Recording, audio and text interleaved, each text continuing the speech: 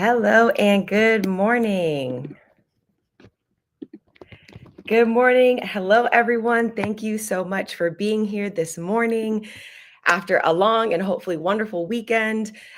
You are here for the Executive Mindset Conversation Series, where we will explore the three mindsets essential for leading at the executive level. This series is presented by Accelerate, a pre-executive coaching program cohort. This program is designed to equip you with the knowledge, the attitudes, the skills, and the habits that you need for executive leadership. My name is Ashley Watterson, and I am an organizational development consultant, leadership coach, and your moderator for this three-part series. I'm so excited to be here with you all this morning, and we will have the opportunity to have a variety of conversations with experienced leaders and coaches who have shared decades of combined experience. So I am excited that we will have the opportunity to hear from them, learn from them, and reflect with them. So why are we here today? Why are we having this conversation? Well, research shows us that nearly 80% of companies see leadership development gaps, and many talented leaders get stuck before they get to that executive role because they haven't quite developed that mindset. And our goal is to help you change that. So you may be here today because you're at that executive level already and you want to continue to develop your leadership. Or perhaps you have mastered your current role and now you're thinking bigger. What's next? You're considering that next step. So over the next 3 days, we will be having conversations about the three mindsets. The reflective mind, which is really about you building that deep sense of self-awareness, that clarity of purpose, that executive presence needed to lead with authenticity. The relational mind we'll talk about tomorrow, where you'll be developing the influence, the trust, the communication skills that inspire your high-performing teams. And finally, on Wednesday, we'll be coming back to talk about expanding your ability to think about it differently, think about it more systematically, to set the direction and to drive the impact across the organization.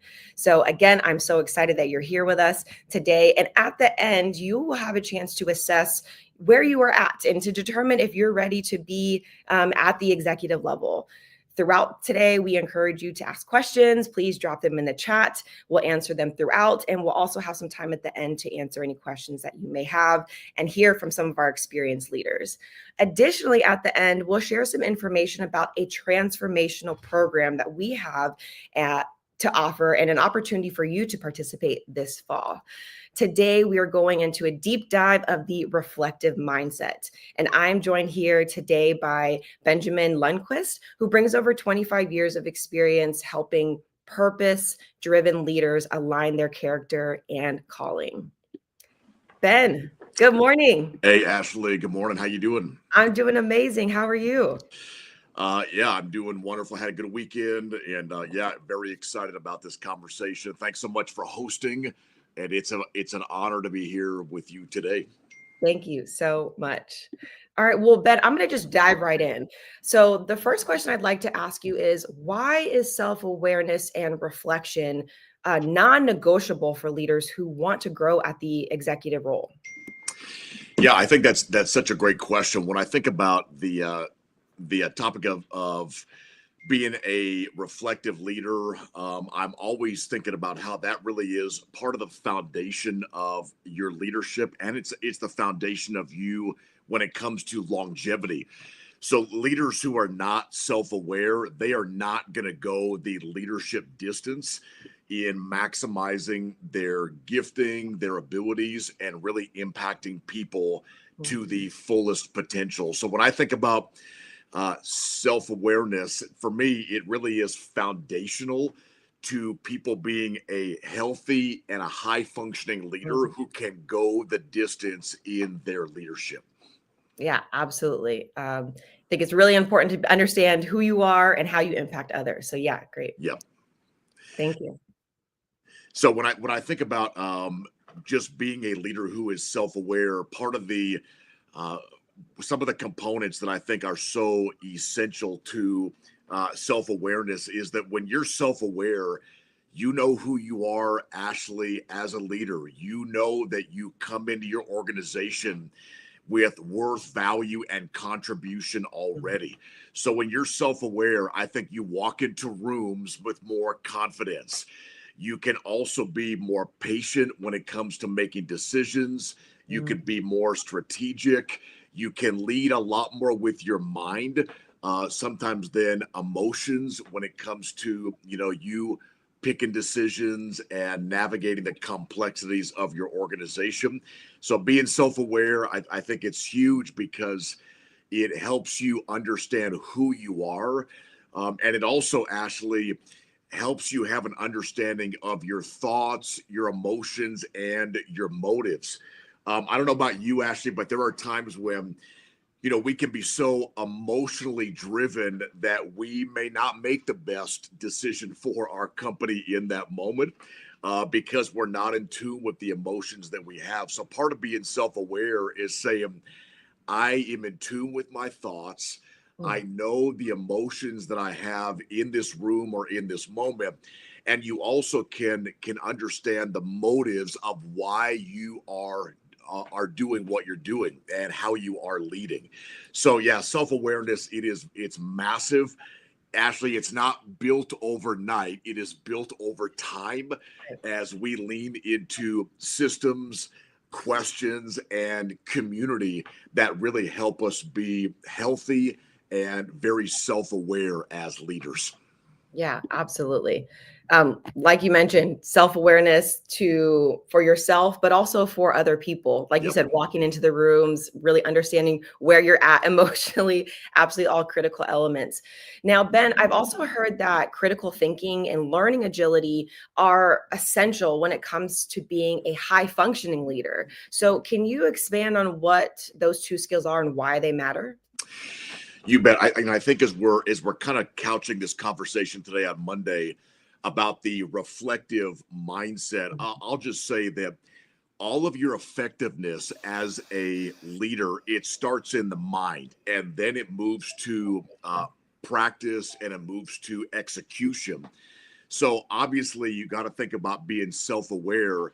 And with being self-aware, you also have those skills that are developed over time. And one of those that you just mentioned is the ability to think critically. And when you think about thinking critically, to me, it really is about approaching a situation by saying, what is going on in this situation right now? Mhm. Why is this going on? What should be going on right now, and how do we move towards what should be going on? So when I think about having that critical thinking as a leader, I'm always going to step into a situation with those four assessment questions. What in the world is happening in front of me right now, and why? Why is this going on?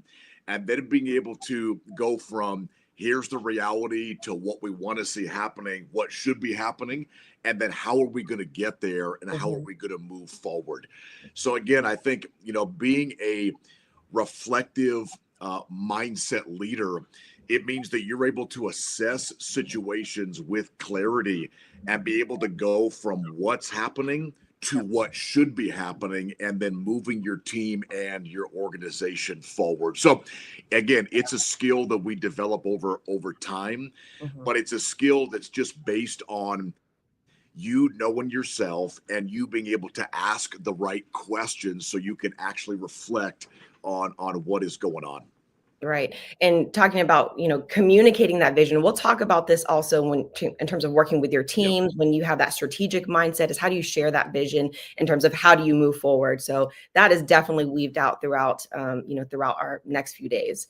So the next question I have is, what does a reflective mindset really look like in practice? What can people do today, this morning, Monday morning, to put that into practice?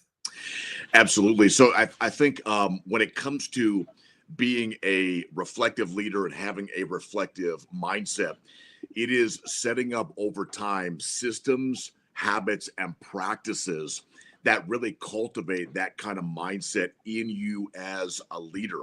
Hmm. And I think a lot of us, we feel so much pressure to produce that we often rush through our leadership because we are very results driven. I am very results driven Right. as well, but hear me on this. Sometimes we have to go slow so that we can go fast.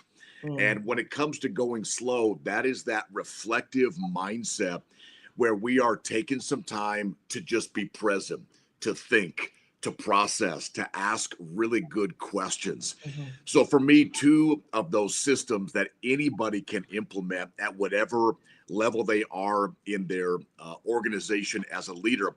One is just the practice of regular self reflection. So you need time that you can step aside with your own thoughts and you can just reflect on what is going on in your life as a leader, what is going on in your team, and what is going on in your organization. And I'm going to actually end with our conversation segment, Ashley, by giving you four of my absolute favorite personal reflection questions. But you got to figure out as a leader what is going to be your system or approach to just reflecting personally about what is going on with you in your team and in your organization. And mhm. it's going to take a time investment to be Sure. able to do that. And I think, secondly, and you know this, Ashley, as well, you got to surround yourself with the right people. And we are stronger together. And I think there's always a temptation, often in the higher levels of leadership, to run solo. If you want to go the distance in life and leadership, you cannot go it alone. You got to surround yourself with the right people. And I heard a great quote that said, "You are only as strong as the people you surround yourself Mhm. with." So you need people in your life who can ask you those honest questions. Sometimes that we as leaders, we don't want people asking us those questions, Mhm. but to be able to ask us those questions because they believe in us, they see our potential, and they really want us to win. So for me, when it comes to surrounding myself with the right people, I like to have a couple cheerleaders because I sometimes need my spirits to be lifted up. Mhm. So you need a couple cheerleaders in your life. Right. You also need a few mentors who have been down the road of leadership a bit Right. farther than you have, and they can speak into what you are going through because they've had their own journey a bit ahead of you. And I Mhm. think you also need a critic or two in your life, Mm. somebody who can ask you those very pointed, honest questions about where is your motive at? What is driving this decision? Right. What fear is stopping you from moving forward in your leadership or taking your leadership or team to the next level? So I think building that self reflection practice and going to that practice on a regular basis, and then just making sure over time that you are surrounding yourself with the right people. And Ashley, I'll just say this, then I'll pass it back over to you. Mhm. The people that you needed in your life as a leader 10 years ago, a decade ago, you may need different people in your Sure. life today than you did 10 years ago. Right. So the question is, where are you at in life and leadership Mhm. today? And who are the people that you need speaking into your life right now? And Mhm. to be able to build that team around yourself so you can become the fullest potential as a leader. Right. That's great, Ben. I really appreciate all of those points. And I think that also with the relationships that you have, we know Yeah, that 70% of the work and the development that we have is from experiences, but there's that 20% is also from the relationships that we yeah, have, the mentorship that we're gaining. And also, we are not leaders without our followers, right? We have to have them in order to lead. So I really appreciate you, mentioning that we have to have, those relationships to continue, and that will change over time. Now, in terms of talking about, that practice of taking time, I think that can be an obstacle to sit and say, I'm going to take time today, this week to reflect and think about what's going on in my life. But what are some other common obstacles that keep leaders away from developing this mindset? yeah. And I think you really pinpointed something that is so important when it comes to developing that reflective mindset. It is going to take time. Mm. You cannot rush the building of a reflective mindset. And again, I think it's so foundational to being a healthy and high functioning leader that it's not a one and done. You don't reflect once and then all of a sudden you're done reflecting for the quarter or for the year. It takes time. And I think part of the obstacles of being being a reflective leader is often the pace that we run at in leadership, that it is from one meeting to the next. It is feeling the weight and pressure to achieve, to hit goals, to move the team and the organization forward. But I would just go back again to, you got to move slow so you can move fast. Mhm. And so I think really taking a good look at, is the pace sustainable? Is the pace that I am leading at through life and leadership, is that producing the mindset in me that is going to help me to go the distance as a leader? And the practices that you have as a leader, you will naturally instill those into your team. So if you're a leader who is close to burnout, you are going to practice leadership and you're going to model close to burnout for your team. And speaking as a leader who's always trying to grow and develop, I don't want my team anywhere near burnout. I want them to have extra Right. in the tank so Mm. they can tackle those challenges that come up in the organization, team synergy dynamics, so on and so forth. So I think again that's a big one. Is often the pace at which we lead is not sustainable, and it Mm. really doesn't provide us those moments to stop, take a breath, ask really, really good questions, and then make the pivots that we need to make based on us taking those times to reflect on Mhm. what is really going on. Mhm.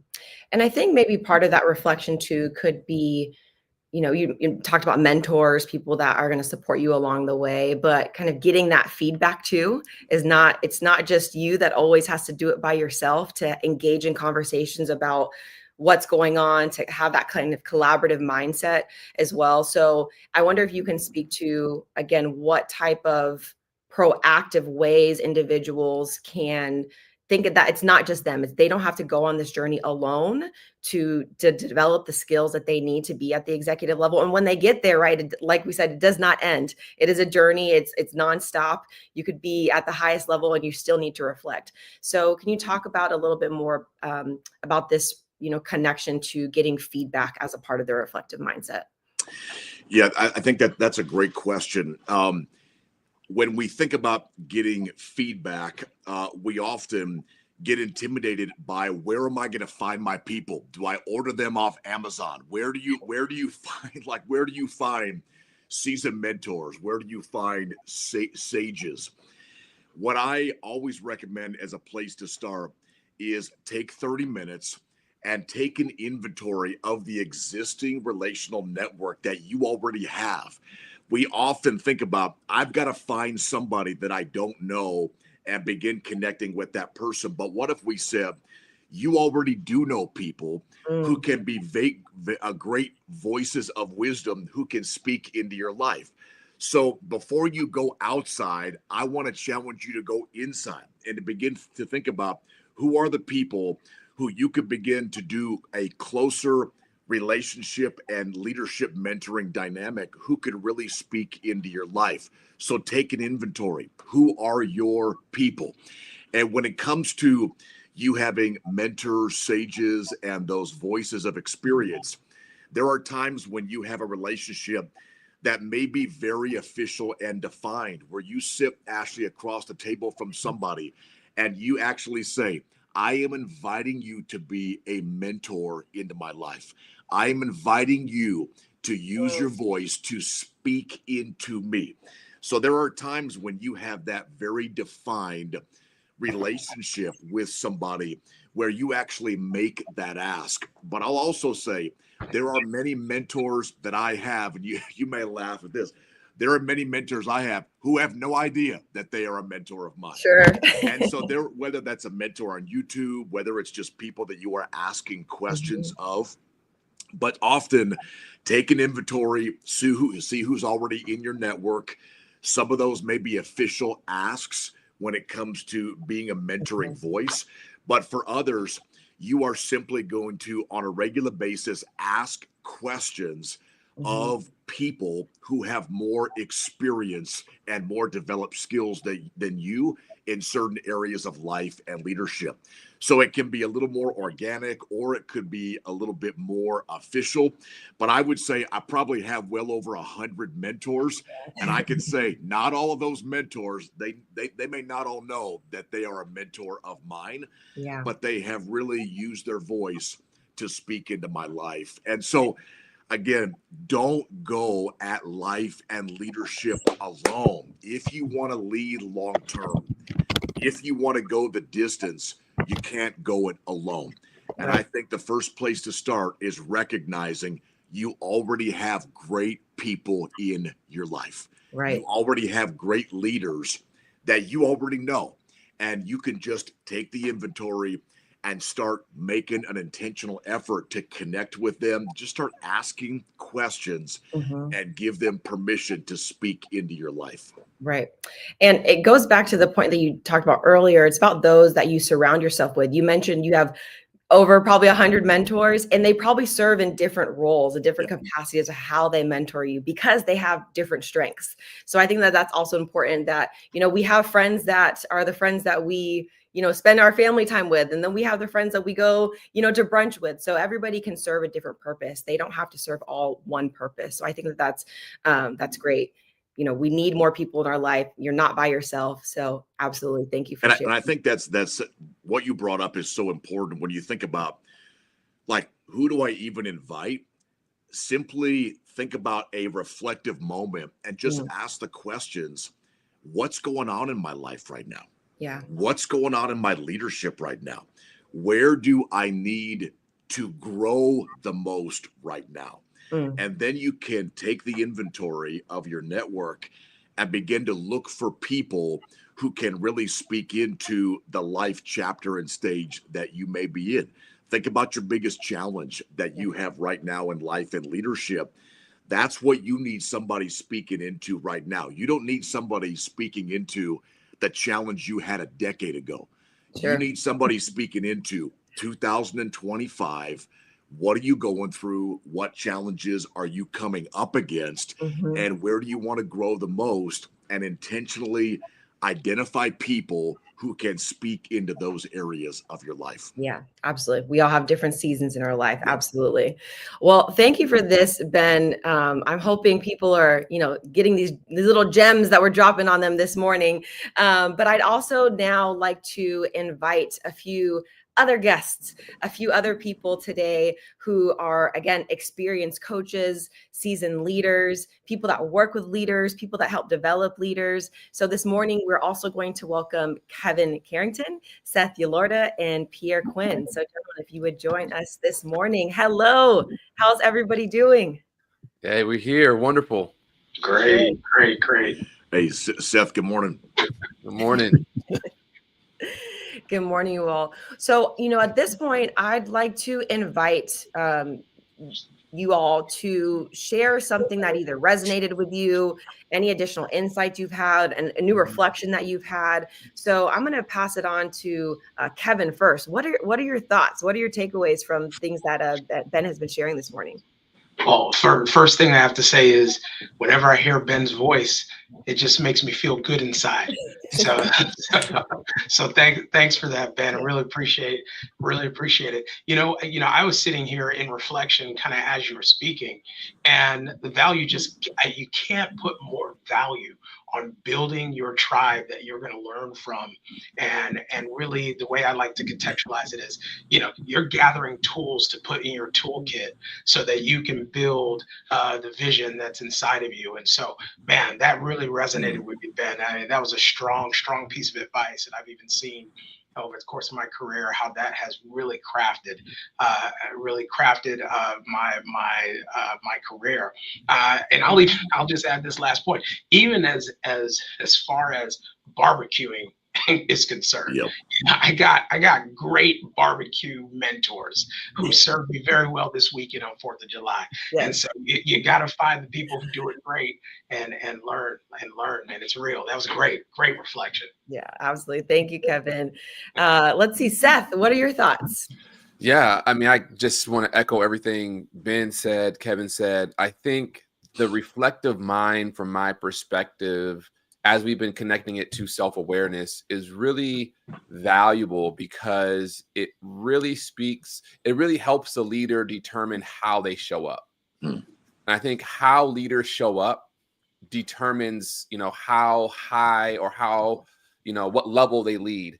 And so if you want to show up with confidence, with empathy, with courage, with clarity, having that self-awareness is really foundational. You think about individuals, maybe in your own experience, as a frontline staff member, maybe a middle manager, maybe even a senior leader, who you work with other people who just lack self-awareness. Like, we all know what it feels like to work with someone who doesn't have self-awareness. Like, there's casualties along the way. They're pulling the wrong levers. They're hoping for A, but they're getting B, right? They're using language. They're communicating in a way that doesn't resonate. They're not able to read the room, right? Just very low levels of emotional awareness, emotional intelligence, self-awareness. And for the people in the room, they're sitting back like, we're supposed to follow this person. Like what's happening here? And so we don't want that for any leader, right? And I know you don't want that for yourself, those who are watching. And so being able to really have a clarity around, like, who am I? How am I showing up? Yep. What is your experience of me? And so some of the things that Ben mentioned were dead on. Like, after a meeting, you could just simply ask, like, hey, what was your experience in that meeting? Like, how did I show up in that meeting? And it does require vulnerability, right? It does require you becoming transparent. But those are the types of feedback loops, if you can embed them into your leadership, that will serve you for years to come. So yeah, that's my 2 cents on this reflective mind and self-awareness. Yeah. And I think to set that example and to show that vulnerability also will translate to those that you work with, right? And then they will also start to ask those questions, and then you all can be more reflective together. So it's not just about you, asking those questions, wanting to gain more insight. You're really setting an example for those around you. So that's great, Seth. Thank you. Pierre, what you got? What are you thinking? Yeah, I mean, I'm listening to Ben, and I'm both writing in my journal, and I'm also trying to put comments on our platform, just really soaking it all in. Right, I'm sitting in class myself, and there are a lot of things that really jumped out at me, but there were 2 of them that I just really grabbed a hold to these 2 pieces. One is this idea that reflection is not set it and forget it. And I think that happens to us a lot. We think, well, I did that at a certain stage, or I did that when I transitioned from individual contributor to people leader for the first time. And I went through that whole reflection matrix. And now pre-executive or C-suite, top of an organization, sometimes we don't always, as Seth was talking about before, pull on that lever of self-reflection. And we need to really incorporate it into much of our daily routine. It doesn't take a 60-minute coaching conversation, sometimes a 2 to 3 minute, even on our drive and our commute, it's 2 to 3 minutes processing what happened during our day and how do we respond can really help. So that one piece of it's not set it and forget it. The other piece that just kind of really threw me as it was shared, what you needed at an earlier phase of your development as a leader isn't necessarily what you need at this phase of your development. And I know that personally, sometimes I'm trying to go back and pick a section of my life or leadership because I really like that particular mentor or particular sage. And I keep wanting to go back to that well to get that wisdom or that coaching or that support. And then I have the conversation and it doesn't really scratch the itch, because the truth is, as a person, as a leader, I've grown, I've developed. So what I need, and I love that, Ben, what you were saying before, I love that piece of that clear invitation. I'm asking you to speak into my life in this section. So for me, as a person who coaches mid-level and senior level leaders, the type of coaching that I need at this stage is different from what I needed when I first started. And being intentional about reaching out to the people in our lives that we want to speak and provide the guidance and mentorship and support we need for this stage, because it needs to be a different stage if, as leaders, we're growing and developing in the ways that we are encouraging our people to do. So yeah, that was good stuff, Ben. Good. Nice. Yeah. Thank you.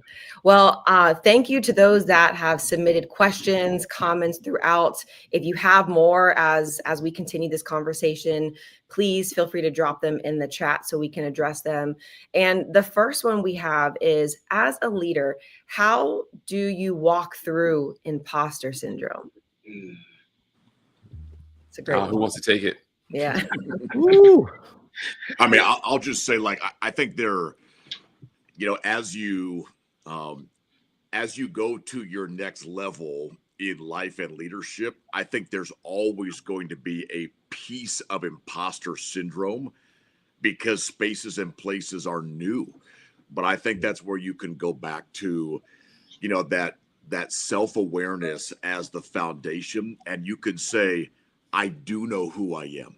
I do have the right people who are surrounding me. I can walk into a room and know that the room does not define me, but it's about the value that I am bringing to the room. So I think, you know, even 20, 25 years in, I still can feel that a little bit here and there. But I think the more self-aware you are, and the more you really lean into that reflective mindset, here's what I've discovered: the less you stay in the imposter syndrome space and place. Yeah. So you may still feel it, but, you know, a decade ago, you'd stay in that space. Right. But now you recognize it, and you may still feel it a bit here and there, but you're more rooted in self-awareness, so you don't stay and operate from the imposter syndrome. You just recognize, hey, I may be feeling this, and then you go back to that self-awareness foundation of, I do know who I am. My motives are true. I do recognize the impact that I am making on my team and my organization. I do own my strengths and my weaknesses as a leader. So I can't speak for the other fine leaders we have on this live. I still feel it a little bit here or there as I grow and expand in leadership impact. I just don't stay there, where a decade or so I may have hung out there a lot longer, which wasn't good for me, and it certainly wasn't good for my team or my organization. I'll add to that, Ben. There's nothing more powerful than recognizing that imposter syndrome is only happening inside of your mind. Like, it's not happening in reality. It's not happening in the room. It didn't show up. It doesn't have a seat at the table. It wasn't invited. It's not on the calendar invite. It's just not there. It's happening in your mind. Now, I will say it's a very real thing, and Ben is right. It does not, it affects every single body. But if I can just give you a little bit of real talk, just a little bit of real talk. When you walk in the room and you're sitting around the table with whoever it is, I guarantee you, no one in the room can bring to that conversation or that situation the same thing that you can. Your uniqueness is a power that has helped me overcome this idea of imposter syndrome. And so knowing who you are, that self-awareness is really important, but you're in the room already. Like, you did the work to get in the room. You're in the room already. So at the end of the day, not staying there is very powerful. It's really important, because now if you stay there too long, you end up robbing that room of what you uniquely could bring to that circumstance. So switch that mentality to start focusing on finding solutions, listening, really tuning in and reflecting within yourself. And it really helps to quiet that imposter syndrome, that we all deal with. We all deal with. I love that, Kevin. I was working on a project a couple of years ago. I know some of you can resonate with this, and if you're watching this live or in the replay, I'm sure some of you can resonate with it too. A person asked me to participate in a project, and it was a really good idea, really good project. I was excited about it. And then I started to outline for this person who was in charge all the things that I don't have. Don't have PhD. I don't have an MBA. I don't have X, Y, Z, going down the list. And the person said to me, she said, one, I already knew that before we had hopped on this phone call. And she said, okay, I see what you're doing. You're comparing yourself to the other roster of players that we have in this section. And she said something that just really stuck with me. And this is about 4 years ago. She said, I'm not asking you to bring to the table what they can do. I'm only asking you to bring to the table what you can do. And that's why we're having this conversation. So I love that reflection, Kevin. A lot of it's in your own head. It's in my own head. And once we realize that's the game that we're playing, and I love, Ben, how you were saying, I'm not staying there for long. It happens. I deal with it. It's a reality, but I don't allow myself to stay there for long. And people are asking you to do what only uniquely you can do. So do more of that. I would just add real quickly, the reason why individuals have imposter syndrome, from my experience, is because they transition from one room to the next. So you're in one room and you're very comfortable in that room. That room might be the middle manager. That room might be a frontline worker, right? That room might be, this room that you have been serving in for the last 5, 6, 7 years. And then you went and you were invited into a larger room. And now you're saying to yourself, this room is bigger than my previous room. I don't know if I belong in this new room. Like maybe I should go back to my old room. And that narrative, Kevin said it, Ben said it, it's a story you're telling yourself. And so very practically, what I would want you to think through is, in order for me to thrive in this new room, what story do I need to tell myself? Right? Like, because it's literally everything is about, like you said, the narrative, the story. So I was telling myself a story that served me very well in this smaller room.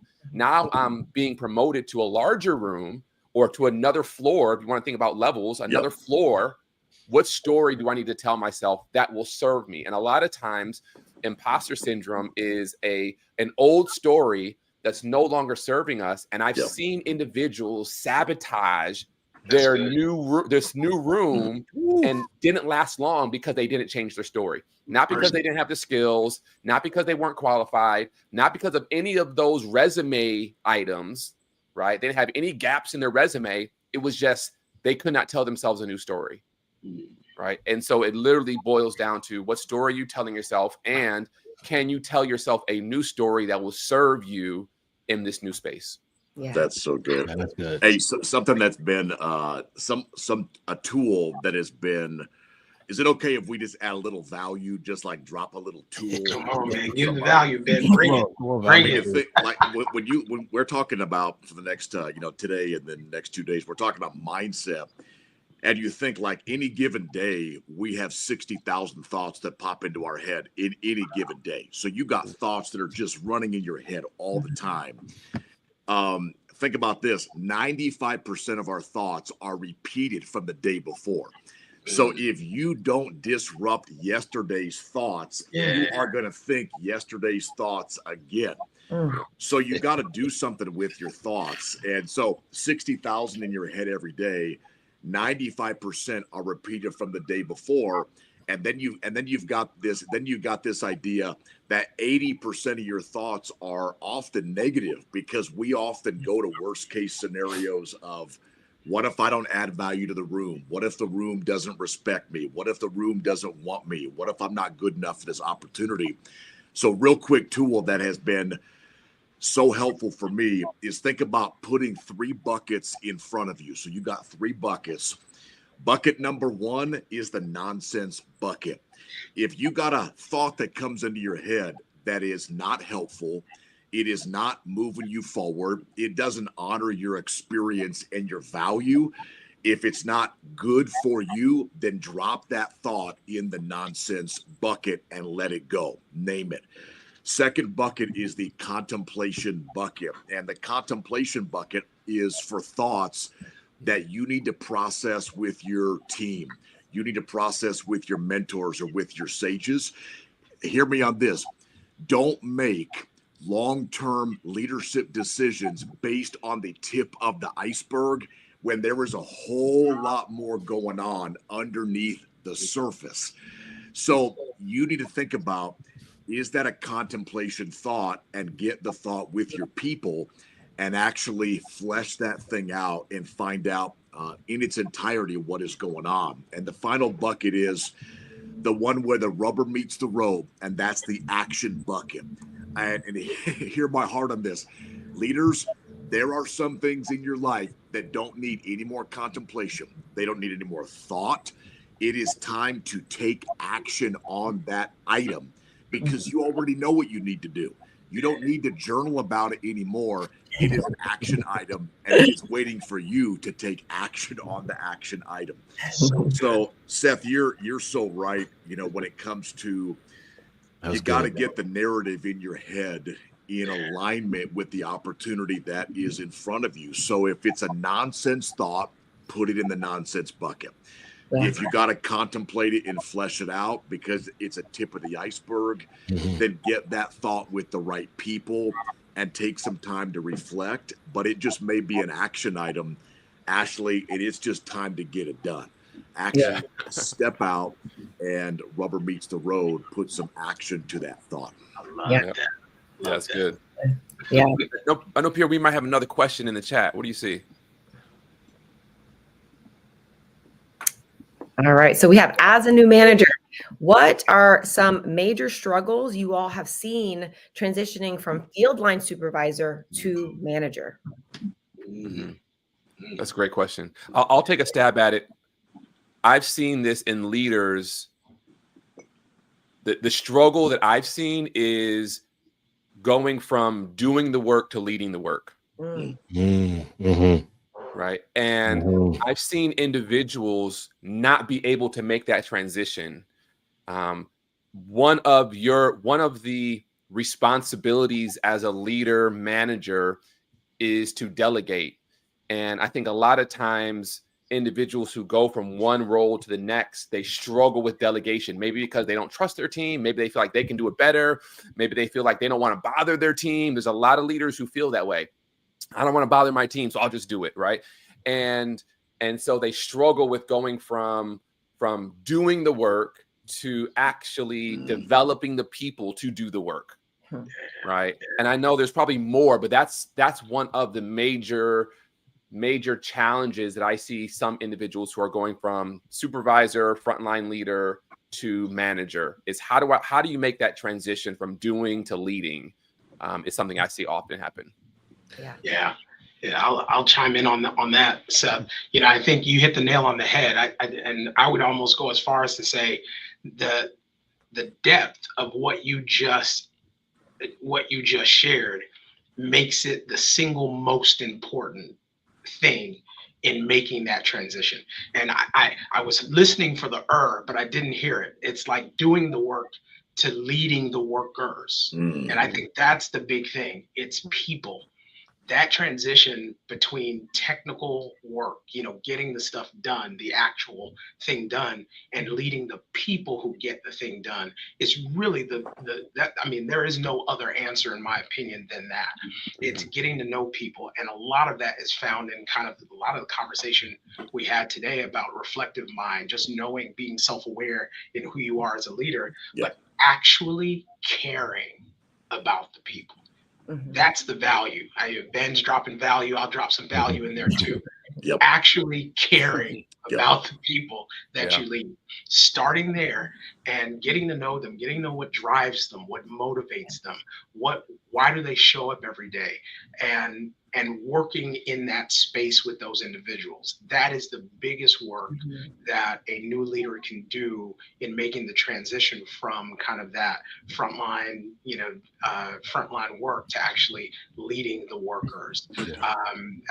And I'll tell you, you always hear conversations about leadership.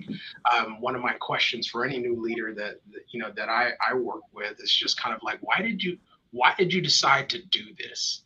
You know, and if it's not rooted in some type of love for people or desire to see people do better, do great things, you're going to have to fine tune that. You're going to have to find a place to that.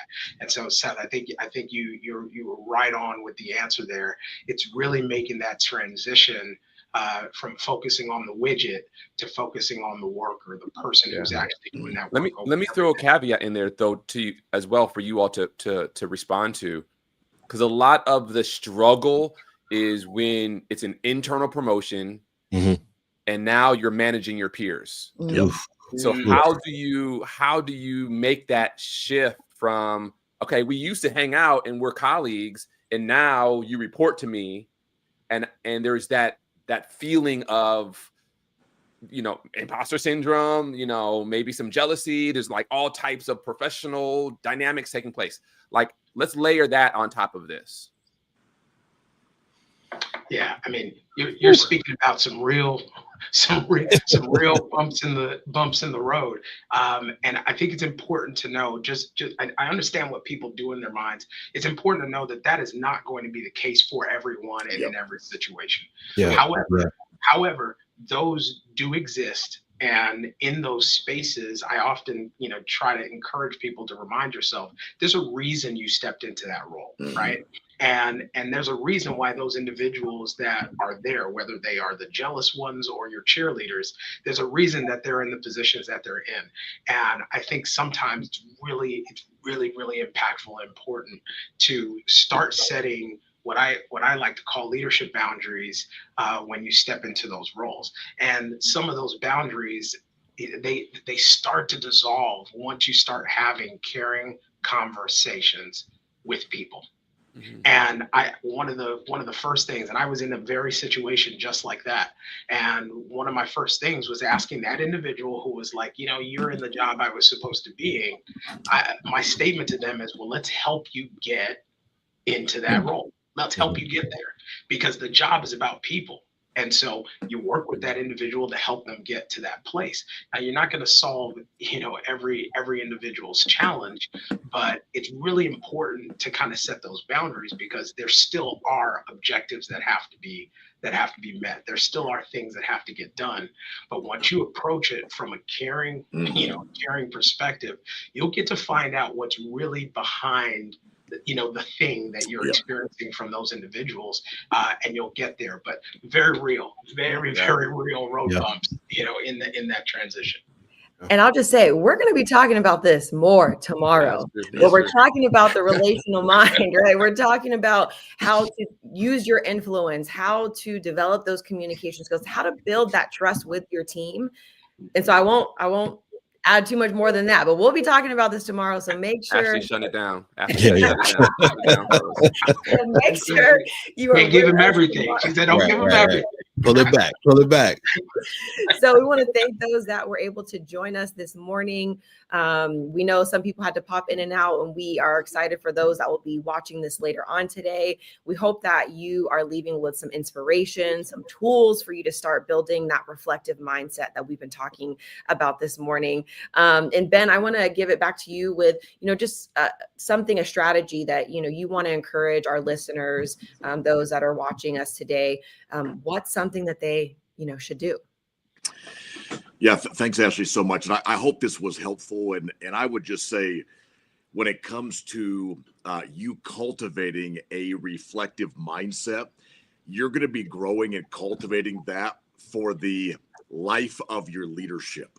And so I think it's you thinking through, again, the right approach and the systems and the questions that are going to really allow you to reflect on what is happening, why is it happening, what should be happening, and how do I take a step toward that direction. So I'd love, Ashley and crew, I'd love to just leave you with 4 questions. And here's what I would recommend. You may think, I'm not a very good reflective leader. I don't have an established reflective mindset. That can pivot today, and that can start today. So what I would recommend is, whether it's today or sometime in the next few days, carve out 30 minutes. And I would encourage you, whether that's at the end of the day, beginning, but find 30 minutes.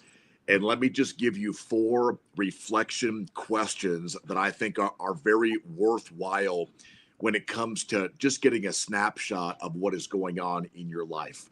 So carve out 30 minutes sometime this week or possibly today and ask yourself these 4 questions. Number 1, what is going right in your life and leadership? I'll just say this: we do not recognize what is going right enough.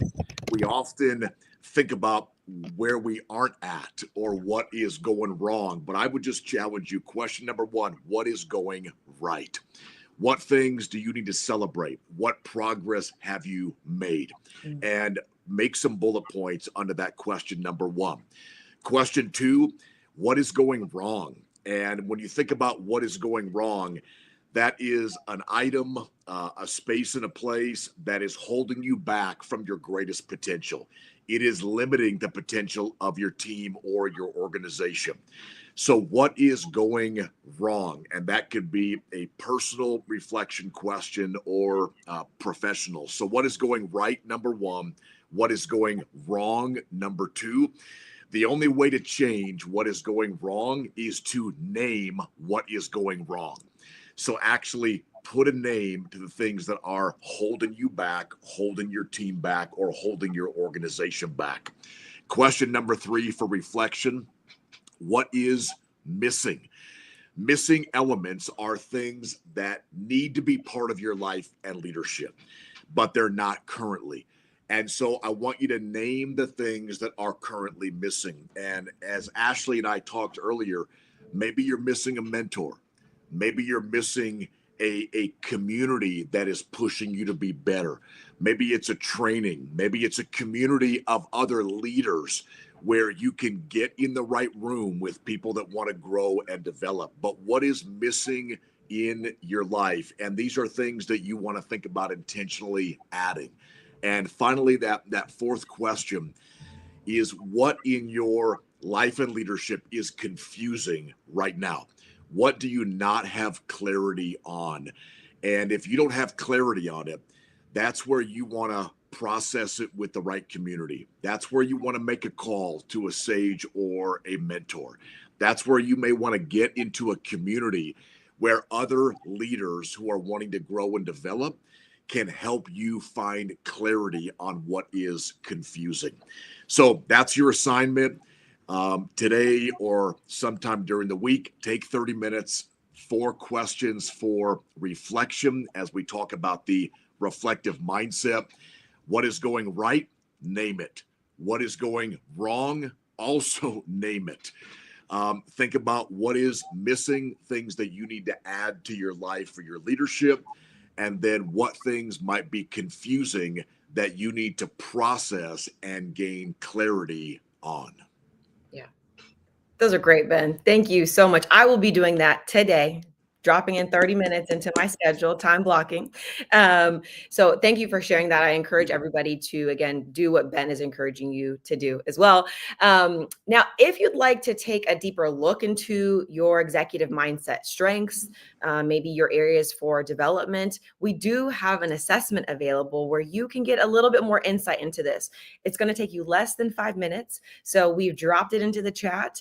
Again, to determine, are you at that mindset? Where are you at on the reflective mindset, the relational mindset, the strategic mindset?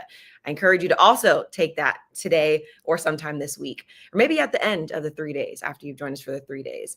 And finally, at the beginning, I mentioned that there was a special opportunity. We have a really exciting transformational program that we are offering. Enrollment is open for the early fall, this fall for the Accelerate cohort. Spots are limited. So if you're interested in structured coaching, getting assessments so you can, develop more self-awareness, that those real world simulations, and also a group of peers that are looking to develop and to strengthen their leadership in the same way that you are. So to have that community around you, that kind of that shared goal that you all have, consider looking at and joining us for this cohort this fall. We've also dropped, we'll be dropping that link into the chat for you to look at, to take a little bit more information in. So if you have questions, we encourage you to reach out put in your information. We'll be reaching out to you as well. But I want to thank everybody for being here this morning. Again, thank you to the amazing speakers for all the gems, all the knowledge, all the things that you have been sharing, insights, advice, practical strategies, and tools. I know we always appreciate that. So we will see you back here tomorrow morning, 7 a.m. Pacific time, 10 a.m. Eastern time. Again, where we will be talking about the relational mindset with our very own Pierre Quinn. Again, thank you so much. I hope you have a great rest of your day, a great rest of your morning, and we'll see you tomorrow.